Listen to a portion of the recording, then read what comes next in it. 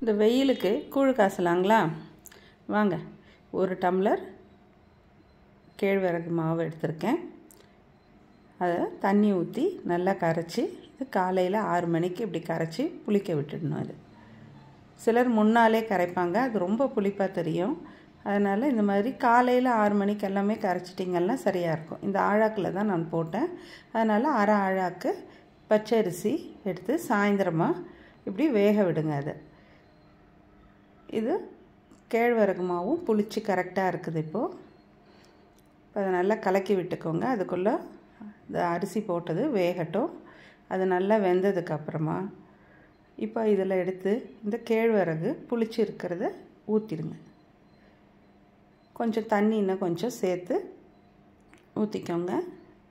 அப்போ தான் அது வேகிறதுக்கு நல்ல ஸ்பேஸ் இருக்கும். அதுக்கு இல்லைன்னா ரொம்ப களி மாதிரி உருண்டு வரும். இது கொஞ்சம் தலை இருக்கணும். இப்போ இது வெந்துருச்சு. 10 நிமிஷம் விட்டிங்கன்னா வெந்துடும். நல்லா இப்படி தொட்டு பார்த்திங்கன்னா கையை நனைச்சிட்டு அது உங்களுக்கு ஒட்டாமல் இருந்துச்சுன்னா வெந்துருச்சுன்னு அர்த்தம். இப்போ இதை எடுத்து அப்படியே மூடி வச்சுடுங்க. இது மறுநாள் இப்போது இதை எடுத்து நல்லா கலக்கி விடுங்க.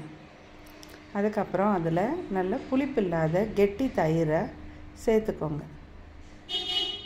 நல்லா கரைச்சதுக்கப்புறமா அதில் கொஞ்சம் வெங்காயமும் உப்பும் சேர்த்துட்டு இதை குடிக்க கொடுக்கலாம். இப்போ நீங்கள் எப்போ குடிக்க போகிறீங்களோ அதுக்கு முன்னே கரைச்சிக்கிட்டு குடிச்சிங்கன்னா கூழ் ரொம்ப புளிப்பு ஆயிடாமல் இருக்கும். நீங்கள் நிறைய மொத்தமாக கரைச்சிட்டு அப்பப்போ எடுத்து சாயந்தரம் வரைக்கும் காலையிலேருந்து குடிக்கணும் அப்படின்னா புளிச்சு போயிடும். ஸோ தேவைன்றப்ப மட்டும் தயிர் வெங்காயமும் சேர்த்துக்கோங்க. சேர்த்துக்கிட்டு குடிச்சிங்கன்னா நல்லா ஹெல்த்தியாக இருக்கும். இல்லைனா சிலருக்கு ஃபீவர் வந்துடும்னு சொல்லுவாங்க, ரொம்ப புளிச்சு போயிட்டா, இல்லை கோல்ட் ஆகும். அதனால் பார்த்து ஒரு நோய் வராமல் இருக்கணுன்றதுக்காக இன்னொன்று வர வச்சுக்கக்கூடாது. இப்போ உங்கள் கூழ் ரெடி.